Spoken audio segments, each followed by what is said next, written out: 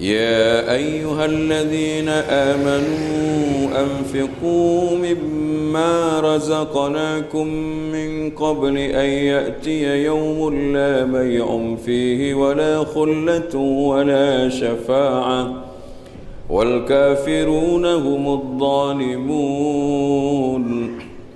الله لا إله إلا هو الحي القيوم لا تأخذه سنة ولا نوم له ما في السماوات وما في الأرض من ذا الذي يشفع عنده إلا بإذنه يعلم ما بين أيديهم وما خلفهم ولا يحيطون بشيء من علمه إلا بما شاء وسع كرسيه السماوات والأرض ولا يؤوده حفظهما وهو العلي العظيم.